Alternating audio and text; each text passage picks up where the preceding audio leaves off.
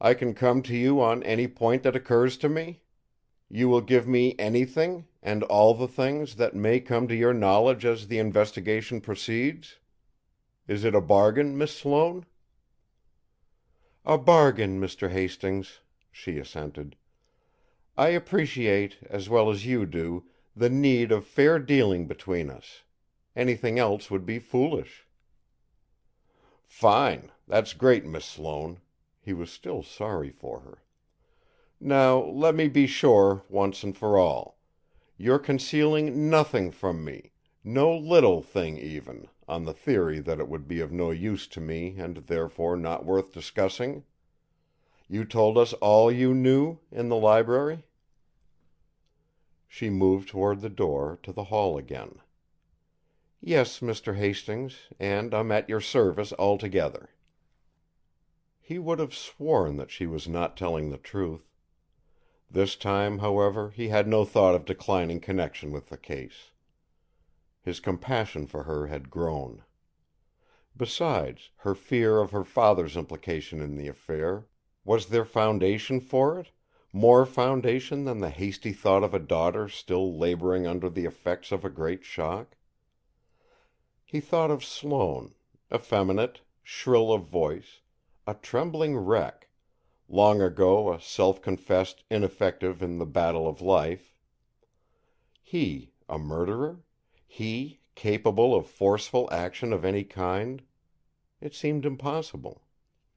But the old man kept that idea to himself, and instructed Lucille. "Then," he said, "you must leave things to me. Tell your father so. Tomorrow, for instance, rather this morning, for it's already a new day, reporters will come out here, and detectives, and the sheriff. All of them will want to question you, your father, all the members of the household. Refer them to me, if you care to. If you discuss theories and possibilities, you will only make trouble. To the sheriff and anybody representing him, state the facts, the bare facts, that's all. May I count on you for that?" "Certainly. That's why why I want your help, to avoid all the unpleasantness possible." When she left him to go to her father's room, Hastings joined the group on the front veranda. Sheriff Crown and Dr. Garnet had already viewed the body. "I'll hold the inquest at 10 tomorrow morning, rather this morning," the coroner said. "That's hurrying things a little, but I'll have a jury here by then. They have to see the body before it's taken to Washington." "Besides," observed the sheriff, "nearly all the necessary witnesses are here in this house party." Aware of the Hastings fame, he drew the old man to one side. "I'm going into Washington," he announced, "to see this Mrs. Brace, the girl's mother. Webster says she has a flat, up on 14th Street there. Good idea, ain't it?" "Excellent," assured Hastings, and put in a suggestion. "You've heard of the fleeting footsteps Miss Sloane reported?" "Yes. I thought Mrs. Brace might tell me who that could have been. Some fellow jealous of the girl, I'll bet." The sheriff, who was a tall, lanky man with a high, hooked nose and a pointed chin that looked like a large knuckle, had a habit of thrusting forward his upper lip to emphasize his words. He thrust it forward now, making his bristly, close-cropped red mustache stand out from his face like the quills of a porcupine. "I'd thought of that, all that," he continued. "Looks like a simple case to me. Very." "It may be," said Hastings, sure now that Crown would not suggest their working together. "Also," the sheriff told him, "I'll take this." He held out the crude weapon with which, apparently, the murder had been committed. It was a dagger consisting of a sharpened nail file, about 3 inches long, driven into a roughly rounded piece of wood. This wooden handle was a little more than 4 inches in length and 2 inches thick. Hastings, giving it careful examination, commented, "He shaped that handle with a pocket knife. Then he drove the butt end of the nail file into it. Next he sharpened the end of the file, put a razor edge on it. Where did you get this, Mr. Crown?" "A servant, one of the colored women, picked it up as I came in. You were still in the library." "Where was it?" "About 15 or 20 feet from the body. She stumbled on it in the grass. Ugly thing, sure." "Yes," Hastings said, preoccupied, and added, "Let me have it again." He took off his spectacles and, screwing into his right eye a jeweler's glass, studied it for several minutes.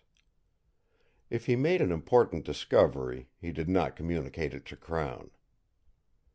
"It made an ugly hole," was all he said.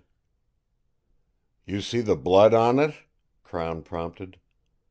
"Oh, yes. Lucky the rain stopped when it did." "When did it stop, out here?" Crown inquired. "About 11, a few minutes after I'd gone up to bed." "So she was killed between 11 and midnight?" "No doubt about that. Her hat had fallen from her head and was bottom up beside her. The inside of the crown and all the lower brim was dry as a bone, while the outside, even where it did not touch the wet grass, was wet. That showed there wasn't any rain after she was struck down." The sheriff was impressed by the other's keenness of observation. "That's so," he said. "I hadn't noticed it." He sought the detective's opinion. "Mr. Hastings, you've just heard the stories of everybody here. Do me a favor, will you? Is it worth while for me to go into Washington? Tell me, do you think anybody here at Sloanehurst is responsible for this murder?" "Mr. Crown," the old man answered, "there's no proof that anybody here killed that woman." "Just what I thought," Mr. Crown applauded himself. "Glad you agree with me. It'll turn out a simple case. Wish it wouldn't. Nominating primaries coming on in less than a month. I'd get a lot more votes if I ran down a mysterious fellow, solved a tough problem." He strode down the porch steps and out to his car, for the 10-mile run into Washington. Hastings was strongly tempted to accompany him, even without being invited. It would mean much to be present when the mother first heard of her daughter's death. But he had other, and he thought more important work to do.